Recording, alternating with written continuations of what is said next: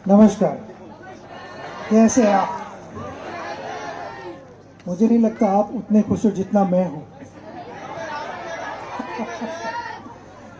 जो यहाँ आकर मेरे चेहरे पे मुस्कान थी और सारा और सानिया के चेहरे पे मुस्कान थी, वो देखने जैसी थी। क्योंकि जो एक दिल से प्यार मिलता है ना, उसकी वैल्यू नहीं की जाती, वो एक प्राइसलेस चीज़ बन जाती है। और मेरे लिए ये एक्सपीरियंस प्राइसलेस एक्सपीरियंस है। तो थैंक यू वेरी मच। यहाँ आकर मुझे बहुत खुशी हुई है और मैं सबसे पहले यहाँ पे गवर्नमेंट का आभार मानता हूँ। और सभी जो मंच पे बैठे हैं, सभी की कंट्रीब्यूशन रही है। So big thank you to all of you for this support.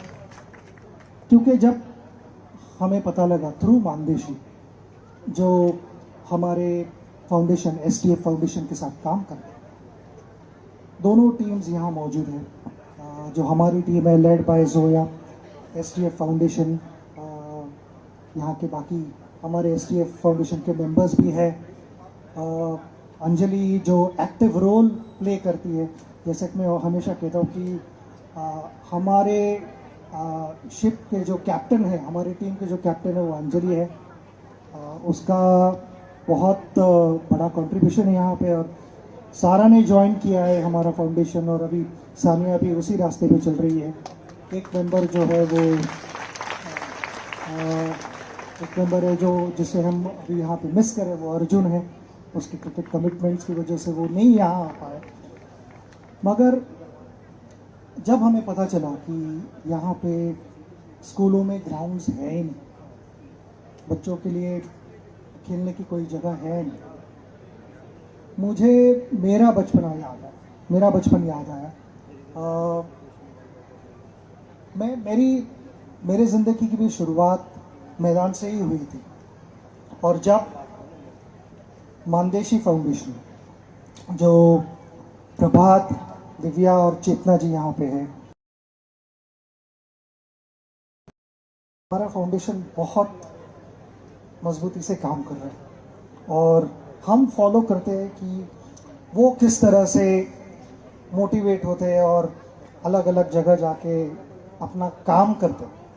बातें बहुत कम करते हैं। आपने देखा ही, यहाँ पे उनके टीम के 2 लोग थे जो मेंबर्स थे, जिन्होंने मदद की यहाँ पे ये सारे ग्राउंड्स बिल्ड करने के लिए। मगर आगे आगे नहीं बढ़ते हो। हमेशा काम जब होता है तब आगे बढ़ते हैं। जब लोगों में उनके बारे में बात की जाती है तो हमेशा दूसरे लोग बात करते हैं, वो नहीं कभी बात करते। और मैं समझता हूँ जब किसी को कंट्रीब्यूट करना पड़ता है या करने की इच्छा होती है रादर, तो उसके कंट्रीब्यूशन का रियल रिफ्लेक्शन तभी होता है जब बाकी के लोग बात करते हैं, वो नहीं बात करते। और वही मैं कहूँगा कि हमारी जो टीम है, मैं अभी थोड़ा खुद को सचिन तेंदुलकर फाउंडेशन से थोड़ा सा दूर लेके जा रहा हूँ, क्योंकि मेरी टीम है वो बहुत एक्टिवली इन्वॉल्व है इसमें। वो बहुत मेहनत करती है और मानदेशी के साथ उन्होंने जो यहाँ कर दिखाया है, मैं बहुत खुश हूँ इस रिजल्ट से। बच्चों को जब मैं देखता हूँ तो जैसे मेरी जर्नी स्टार्ट हुई मैदान से, वो मुझे याद आया। मगर जब आप मैदान पे जाते हो तो आपको एक सही गाइडेंस की ज़रूरत होती है, अच्छे कोचिंग की ज़रूरत होती है। और उसी समय हमें जो ट्रैवल कोच का प्रोग्राम है वो मानदेशी थ्रू पता चला, और हम दोनों ने इकट्ठा आगे बढ़ने की कोशिश की। हमने डिसाइड किया कि हम यहाँ पे हमारे कोचेस भेजेंगे जो यहाँ के 100 लोकल टीचर्स को ट्रेनिंग देंगे और उनको इस लेवल तक ट्रेनिंग देंगे कि वो अच्छा नॉलेज बच्चों में बांट सकें। क्योंकि अगर किसी के पास एनर्जी होती है तो जैसे कि हम कहते हैं कि वो एनर्जी को डायरेक्शन देना बहुत ज़रूरी है, वो एनर्जी को चैनलाइज करना ज़रूरी होता है। डायमंड्स यहाँ पे बहुत बैठे हुए मुझे दिख रहे हैं, मगर उनको सही तरह से पॉलिश करना होता है, तब उनकी वैल्यू बढ़ते जाती है। तो मुझे यहाँ पे बहुत डायमंड्स दिख रहे हैं।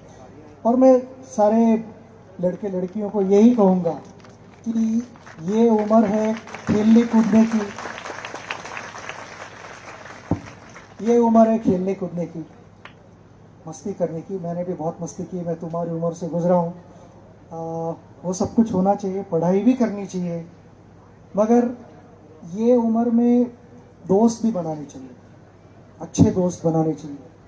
क्योंकि मैं समझता हूँ कि जो एक ट्रू फ्रेंड होता है वो उसको दो क्वालिटीज़ उसके उसमें होने बहुत ज़रूरी है कि वो मिरर जो कहते हैं, आईना, उसमें वो दिखना चाहिए हमें, और परछाई, शैडो, क्योंकि आईना कभी झूठ नहीं बोलता है और परछाई कभी साथ नहीं छोड़ती। तो ऐसे दोस्त रखो जो हमेशा आपको सही एडवाइस दे और आपका साथ नहीं छोड़े। मुझे जब मैं छोटा था तो मुझे बहुत सारे एडवाइस हुए, मगर सबसे इम्पोर्टेंट एडवाइस था मेरे फादर से कि क्रिकेट तुम्हारा कितने साल चलेगा। उस समय तो जब मैं 16 साल का था तब मैंने इंडिया के लिए खेला था पहली बार। फादर ने कहा मे बी 10 साल, 15 साल, उसके बाद क्या होगा? उसके बाद तुम्हें लोगों ने याद रखना चाहिए अच्छे इंसान के जरिए, तो अच्छे इंसान बनने की कोशिश करो। उसी की कोशिश हर दिन, जैसे कि हम कहते हैं कि हर दिन हमें उठ के तैयार होना पड़ता है, हम ब्रश करते हैं, नहाते हैं, खाना खाना पड़ता है, वैसे ही अच्छी चीज़ों करने के लिए भी हमें हर दिन उस चीज़ों को प्रैक्टिस करना पड़ता है। ये सारी चीज़ें अपने आप नहीं होती। और आज एज अ पेरेंट मैं यही कहना चाहूँगा कि मुझे अभी रिसेंटली मैंने मेरे बेटे का इंटरव्यू सुना, अर्जुन का, और अर्जुन को उसके इंटरव्यू में एक सवाल किया गया था कि खुद को 5 साल में कहाँ देखती, तो उसने कहा कि कौन सक्सेसफुल नहीं होना चाहता, सभी खेलना चाहते, मगर मैं किसी का नुकसान करके आगे नहीं बढ़ना चाहता। तो एज अ पेरेंट अंजलि और मैं ये कह सकते हैं कि we are extremely proud of him and so are we of Sara and Sania. मेरे अगर फादर यहाँ पे होते हमारे बीच तो ज़रूर अर्जुन को शाबाशी। यहाँ पे हम बैठे और इतने सारे बच्चे हैं, मगर अभी शुरू में छोटे लड़की ने एक स्टेटमेंट दी कि लड़कों और लड़कियों में थोड़ा सा कहीं ना कहीं तो डिस्क्रिमिनेशन होता है, कभी कभी नोइंगली होता है, कभी कभी अननोइंगली होता है। मगर ये जो मैं देख रहा हूँ अभी मेरे सामने, ये इसके लिए मैं पेरेंट्स को कहूँगा कि वेरी वेल डन, कि यहाँ पे उतने ही मुझे लड़कियाँ दिख रही है जहाँ लड़के हैं। और हमारे घर में मुझे 2 भाई हैं, 2 बड़े भाई और एक बड़ी बहन, मगर कहीं ये डिफ्रेंशिएशन कभी ऐसा नहीं लगा कि सिर्फ लड़कों को कुछ ज़्यादा मिल रहा है और मेरी बहन को कम मिल रहा है। In fact possibly it was the other way round, कि उसे पहले दिया जाता था और बाद में हम में बांटा जाता था। तो ये होना बहुत ज़रूरी है, क्योंकि मैं I believe women are the backbone of every family. उनके सिवा फैमिली आगे नहीं बढ़ सकती। आप तालियां बजा सकते हो, ये बहुत इंपॉर्टेंट चीज़ है। अपनी माँ, अपनी बहन, अपनी बीवी, अपनी बेटी के लिए, सबके लिए तालियां बजा सकते हो।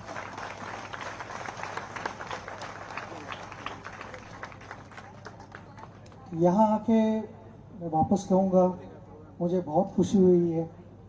बच्चों को इतनी सारी फैसिलिटीज़ मिल रहे हैं, इसका फ़ायदा लीजिए, क्योंकि जैसे कि मैंने कहा कि यहाँ पे हिडन डायमंड्स होंगे, उनको एक्सप्लोर करना कोचेस का काम है, उनको सही तरह से गाइड करना कोचेस का काम है।